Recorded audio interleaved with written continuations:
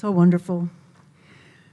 So I've asked Ryan Mahali to join me on sax for two of Jack's poems that were published in this book I did with Jenny's help and others, arguing with something Plato said, a few environs poems.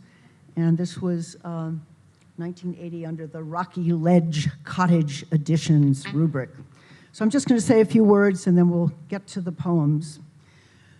So thinking these last weeks about the enigmas of Jack, magic of Jack Collom, our friend, our national treasure, and feeling enormous gratitude, his mind, his erudition, conversations with the elements, with friends, and just about everyone else, and all his correspondences. And I wanted to interject a note recently from Gary Snyder, who said they were pen pals for 40 years, and he was a phenomenon.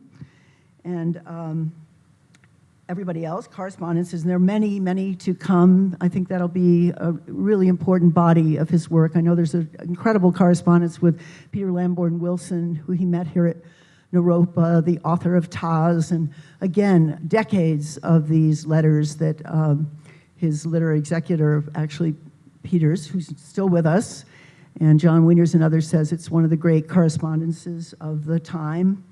So, belle-lettriste, goofy, spontaneous, pun in the trees and the twig and the moon and the quip on the plate, sense perceptions, long devotion to teaching humans of all ages, as we've seen, many years loyal to this place, Naropa, and in the playful interstices of the incredible Jack Kerouac School experiment. And I thank him very personally for this magnificent tenure here at this school, which planted so many seeds and so many people taking it further. So that will continue. We had a week correspondence before I got to Boulder in 1974 when he questioned the title of a poem of mine he was going to publish in The magazine. It was stupidly called Acid. So we went back and forth. I think I won out, but what kind of title was that? I mean, that was his question. What kind of title was that? And now he's dissolved back into radiant ground, our Jack. Om Ahuma Jack, body, speech, mind. Jack back hidden in the crypt of hieroglyphic radiant ground. And he's still appearing in dreams as some cross between Joseph Cotton and Jack, what's his name? Robert Ryan. Can you see that? Robert Ryan? Okay, well, may those beings haunt your dreams too.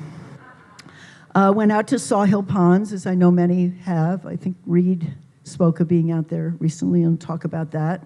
I went out with Jill Jones, and this was a sacred site of Jack's birding, a vast laboratory of discovery and bird and algae lore and space and time, and saw an owl at dusk, very still, barely visible in a shroud of mottledness.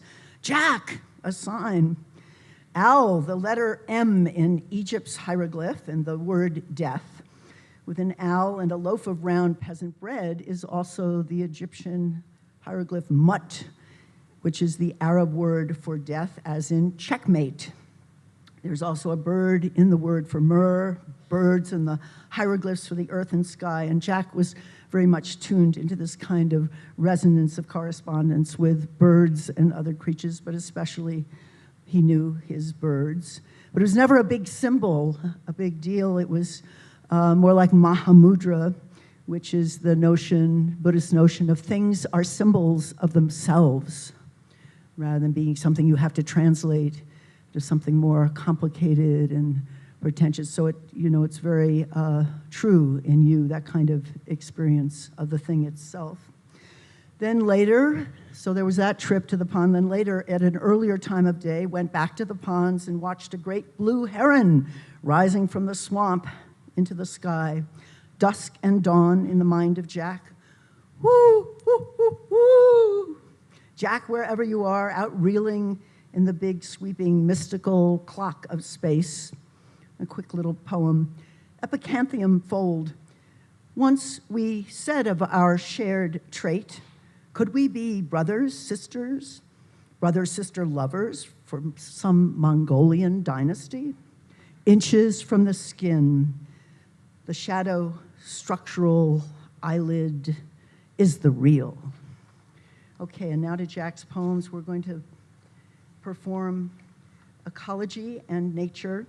And Ryan, as I said, was a student of Jack's, and I think it was Jack's last class he taught at Naropa, the Poetics.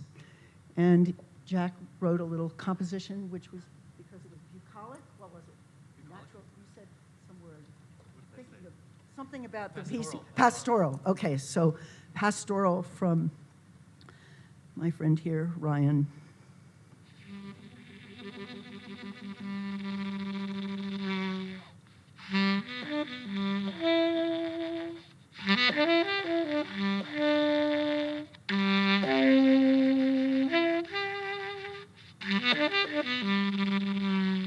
Surrounded by bone, surrounded by cells, by rings of hell, by hair, surrounded by air is a thing, surrounded by silhouette, by honey wet bees, yet by skeletons of trees, surrounded by action, yes, for practical purposes, people, surrounded by surreal popcorn, surrounded by the reborn.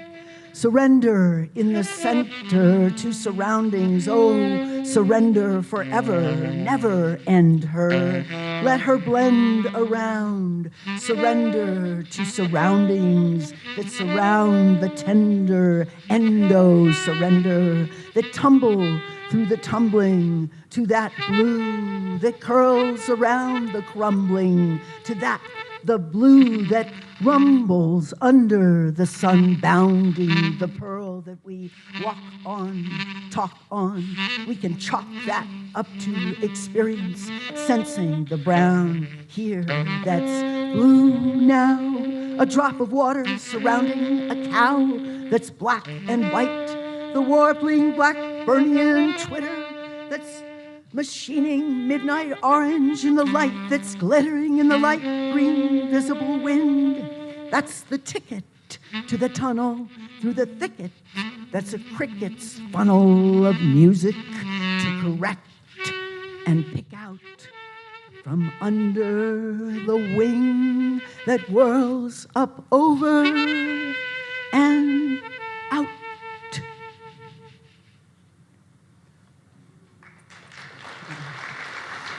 And this is Nature. This is a sonnet, actually. So by Jack.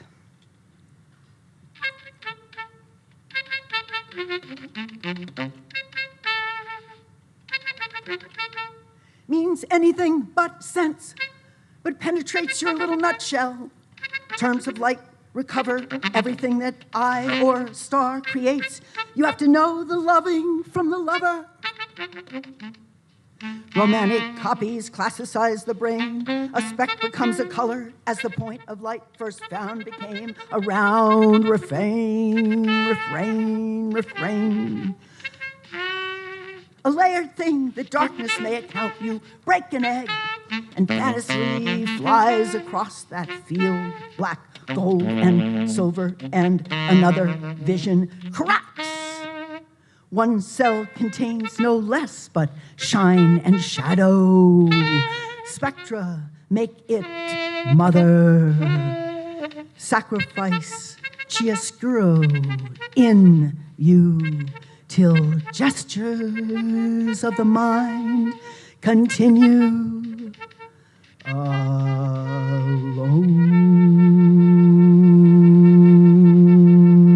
For Jenny. Thank you. Thank you, Ryan.